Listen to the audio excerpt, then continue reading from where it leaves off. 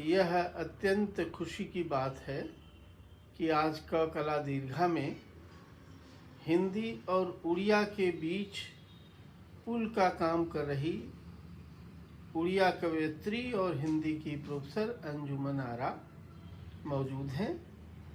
मैं कला दीर्घा की ओर से इनका स्वागत करता हूं।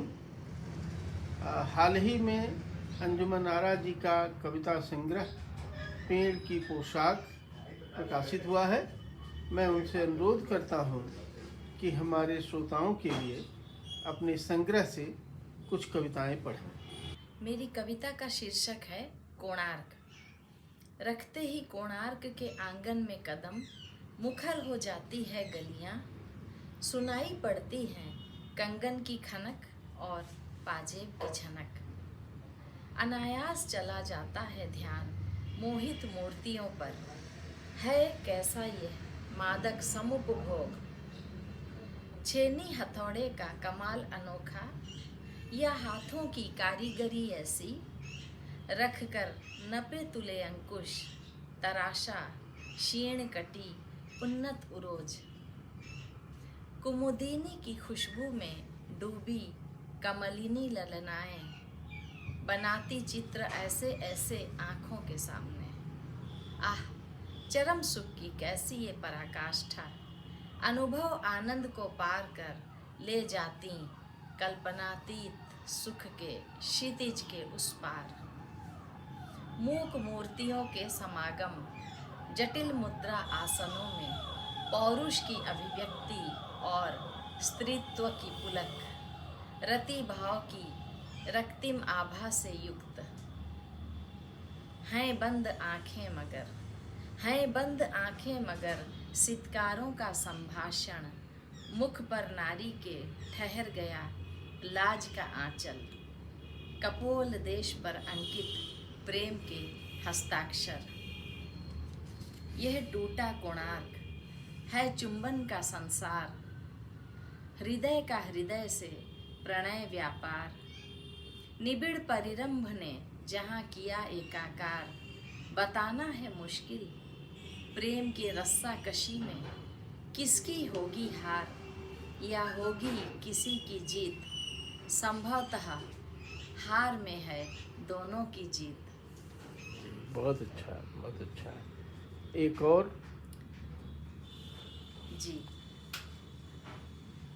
एक कविता है गर्भ में लड़की।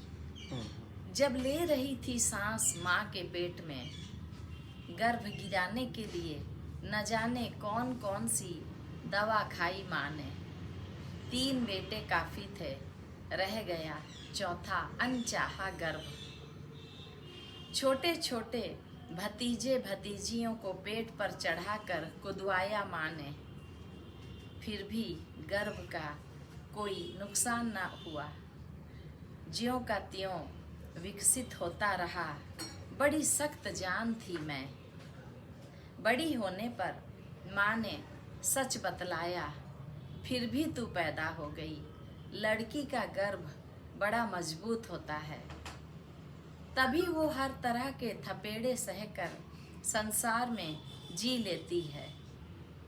गालियाँ थप्पड़ लात घूंसों से, गालियाँ थप्पड़ लात घूंसों से, और बढ़ती है उसकी सहन शक्ति। आंसू पीकर दुनिया में सिर्फ औरत मुस्कुराती है। पेड़ की पोशाक ही पढ़ दीजिए। जी जी, ये शीर्षक अपने आप में बहुत सुंदर है। पेड़ की पोशाक। पेड़ की पोशाक। पीले पतझड़ के बाद पेड़ों ने पहन ली कोमल पत्तों की पोशाक। उस पेड़ के पास गई तो वह इठलाया, फिर इतराया, पत्तों को हिलाकर दिखाई अपनी पोशाक। कहा नई पहनी है। पूछा मैंने कहाँ से खरीदी। उसने कहा नहीं, अनोखे दर्जी ने मजबूत सुई धागे से करीने से सिली है, अब तो साल भर की छुट्टी। छूने पर उसे मुलायम रेशम की चिकनाई का हुआ एहसास। मैंने कहा बढ़िया है। फिर पूछा क्या उस दर्जी से मुझे मिला सकते हो, मुस्कुरा कर पेड़ ने कहा, मैंने उसे कहाँ देखा है। पतझड़ के बाद वो आता है, रात के अंधेरे जब नींद के मजे लेती है दुनिया, सिल कर चुपके से चला जाता है। हंसकर मैंने उसे न्यू पिंच किया, सहलाकर बाहों में भर लिया, यह दुआ देते हुए अगले पतझड़ के बाद फिर आऊंगी देखने तेरी पोशाक। मुड़ते ही उसने मेरे हाथ पकड़ लिए, छलछलाई आंखों से कहा, क्या मालूम अगले पतझड़ में मुलाकात हो भी या नहीं। कल कुल्हाड़ी थामा कोई हाथ कर सकता है मेरा अस्तित्व समाप्त, और मेरी जगह यहाँ खड़ी मिलेगी कोई इमारत। बहुत धन्यवाद मैडम, आपने हमारे अनुरोध पर क कला दीर्घा में हमारे श्रोताओं के लिए अपनी कविता की प्रस्तुति की। बहुत आभार। जी धन्यवाद।